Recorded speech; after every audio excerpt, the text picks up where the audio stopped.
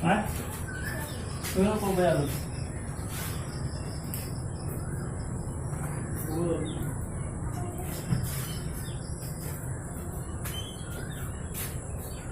प्रिय छात्रः नमस्कारः।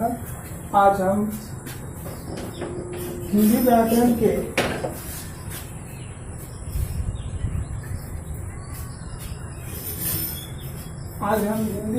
के संधि विचार के पाठ से स्वर संधि के चौथे संधि यन स्वर संधि के बारे में हम लोग पढ़ेंगे। आज का जो चैप्टर है उसका नाम है यन स्वर संधि। यन स्वर संधि के बारे में कुछ मैंने पूर्व क्लास में भी बताया था। आज फिर जो है यन स्वर संधि के बारे में पुनः चर्चा करता हूँ। यन स्वर संधि का सूत्र होता है इको यनची। इको यनची में क्या है, तो इसमें 3 प्रत्याहार है, इक, यन और अच। अर्थात इक प्रत्याहार में स्थित वर्ण, इक प्रत्याहार में जो वर्ण स्थित है, जैसे हरस्वी, हरस्व, री तथा लिरी, इसके बाद अगर हरस्वी या दीर्घी को छोड़ करके अच स्वर का यानी अच प्रत्याहार का कोई भी भिन्न स्वर हरस्वी या दीर्घी के बाद आएगा तो हरस्वी या दीर्घी का यो बन जाएगा। ठीक उसी तरह से हरस्व या दीर्घ के बाद हरस्वी या दीर्घ को छोड़ करके कोई भी भिन्न स्वर आएगा तो हरस्व या दीर्घ का वो यन आदेश होगा। ठीक उसी तरह से री के बाद री को छोड़ करके कोई भिन्न स्वर आएगा तो संधि होने पर री के स्थान पर रो यन आदेश होगा। उसी तरह से लिरी के बाद लिरी को छोड़ करके शेष कोई भिन्न स्वर आएगा तो लो यन आदेश हो जाएगा। जैसे नदी जोड़ अंबु। अब नदी जोड़ अंबु है तो इसमें नदी में द में दीर्घिकार है तो ये दीर्घिकार हरस्वी स्वर वर्ण का मात्रा है तो यहाँ पर इस हरस्वी के का हो गया आपको यो, और इस यो में जब हम ओ जोड़े तो ये पूरा यो हो गया। नदी जोड़ अंबु बराबर नद्यंबु। तो ये ई और ओ दोनों मिल करके यहाँ पर यो बन गया। इसको इस तरह से भी समझा जा सकता है, जैसे देखिए नो द यो मो ब संयुक्त और सुका नद्यंबु। अब यहाँ पे आप समझ गए कि ई और ओ के मिलने से यहाँ पर यो बना है और दीर्घी का दो से अलग हो जाने के कारण ये दो जो है हल के रूप में आ गया। और भी सरलता से यन संधि के नियम को आइए हम लोग समझते हैं। जैसे इक वर्ण का इक प्रत्याहार में जो स्थित वर्ण है वो है आपको हरस्वी, दीर्घी, हरस्व, दीर्घ, री, लिरी। तो इक प्रत्याहार के इन सभी वर्णों के बाद अगर इनको छोड़ करके कोई भिन्न स्वर आएगा, जैसे हरस्वी और दीर्घी के बाद हरस्वी और दीर्घी को छोड़ करके शेष 13 स्वर में से कोई भी 11 स्वर अगर आएगा तो हरस्वी और दीर्घी के स्थान पर यो यन आदेश हो जाएगा। ठीक उसी तरह से हरस्व तथा दीर्घ के बाद हरस्व और दीर्घ को छोड़ करके शेष कोई भी स्वर आएगा तो हरस्व और दीर्घ के स्थान पर वह आदेश हो जाएगा, वह हलंत आदेश हो जाएगा। ठीक उसी तरह से री को छोड़ करके कोई भी स्वर री के साथ आएगा तो उसके स्थान पर रो हलंत हो जाएगा। और लिरी का प्रयोग संस्कृत भाषा में और संस्कृत के शब्दों में अधिकांश होता है, फिर भी संधि को समझने के लिए मैंने इसका भी लिरी के बारे में भी वर्णन कर दिया हूँ। लिरी के बाद अगर लिरी को छोड़ करके कोई भी स्वर आएगा तो लिरी का लो आदेश हो जाता है। अब इसको आइए हम लोग उदाहरण से समझते हैं।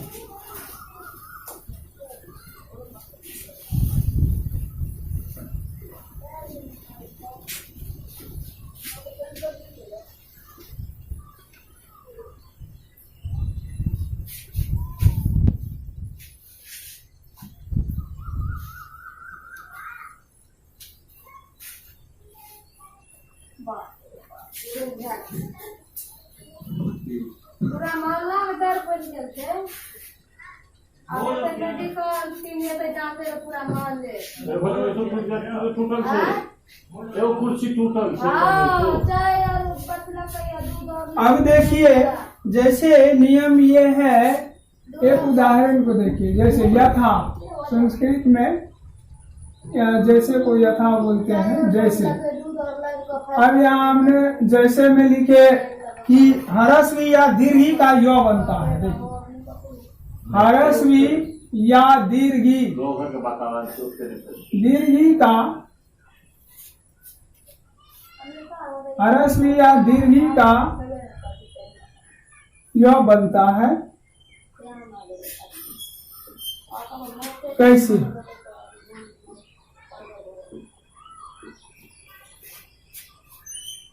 अब जैसे हमने यहाँ पर लिखे एक उदाहरण, प्रति जोर उत्तर बराबर प्रति उत्तर। और उदाहरण जैसे अभिजोर आगत, अभिजोर आगत बराबर अभिआगत। उसी तरह से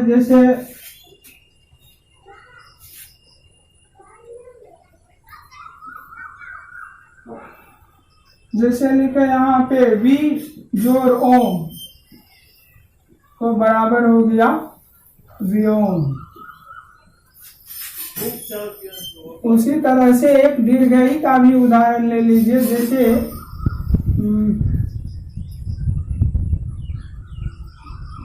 नदी जोर अम्बु, याद नहीं आ रहा है उदाहरण, बराबर नदी अम्बु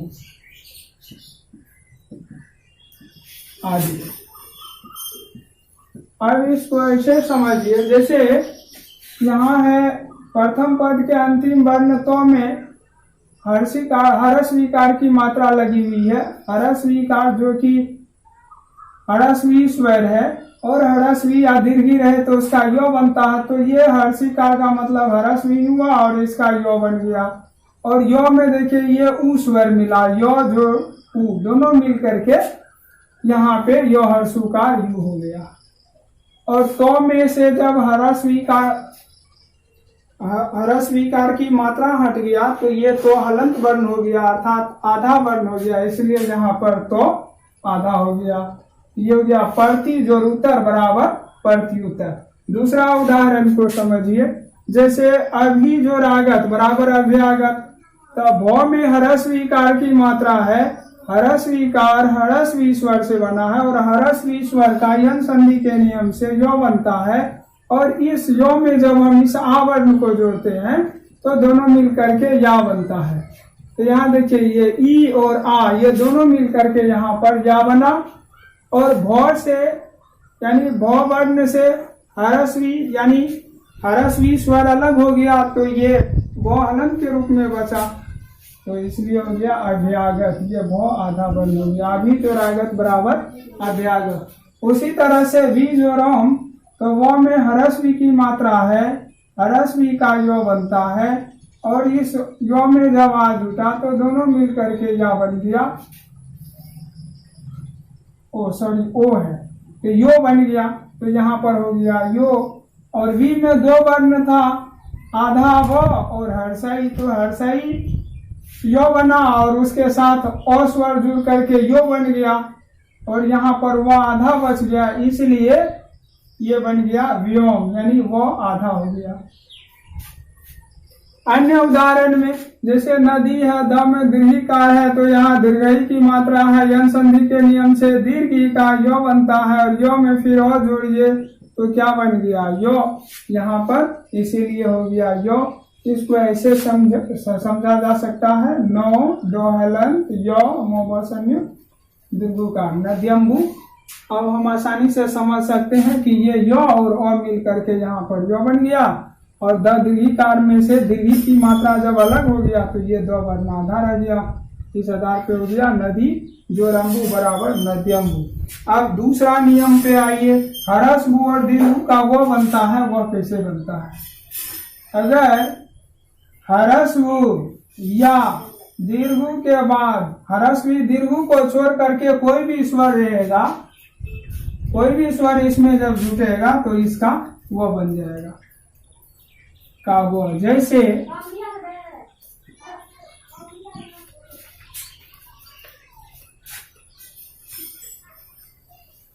जैसे यहाँ पे हम लिखते हैं सु जमा आगत, समझ रहे हैं, बराबर स्वागत।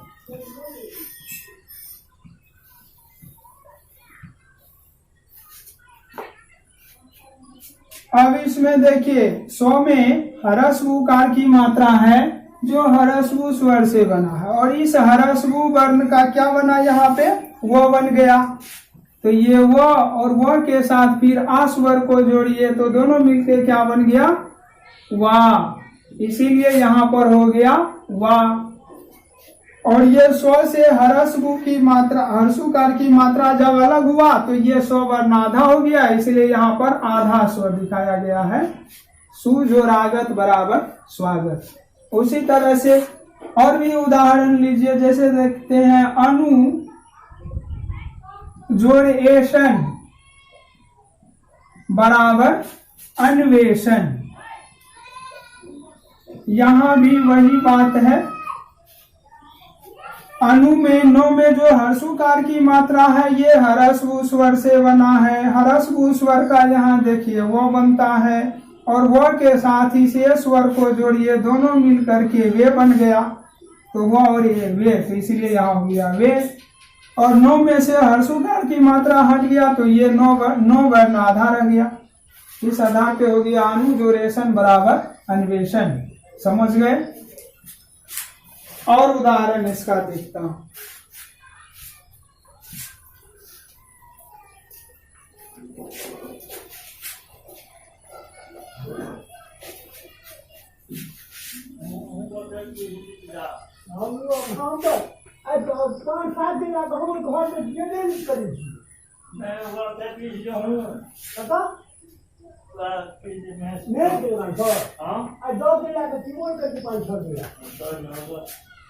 अब और भी उदाहरण देखिए कि जैसे हमने लिखे, अब एक होता है मतलब कि हमारे धर्म शास्त्र में जो वो समय काल का जो गणना होता है उसमें एक शब्द आता है, जैसे मनु आजोर अंतर बराबर मनवंतर। मनवंतर। अब इसमें यहाँ पर देखिए ये मनु शब्द है, इसमें 9 में ह्रस्वकार की मात्रा है, ये ह्रस्व से बन गया आपको वो, और वो में जोड़ दीजिए ओ, दोनों मिल करके ये पूरा वो हो गया, यहाँ पर ये पूरा वो हो गया। और 9 में से ह्रस्वकार की मात्रा अलग हो गया, इसलिए ये 9 वर्ण आधा हो गया। तो मनु जोड़ अंतर बराबर मनवंतर। अब आगे बढ़े। अब चलिए आगे है री।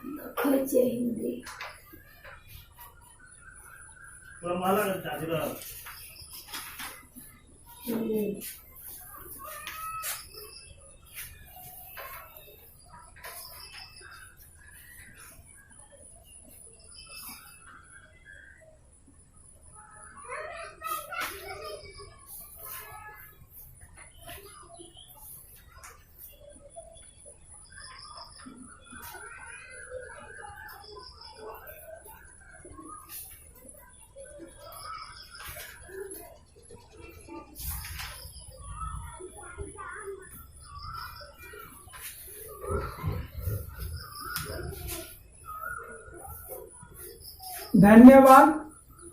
और शेष ये 2 उदाहरण री और लिरी, इन दोनों के उदाहरणों के बारे में कल हम लोग चर्चा करेंगे।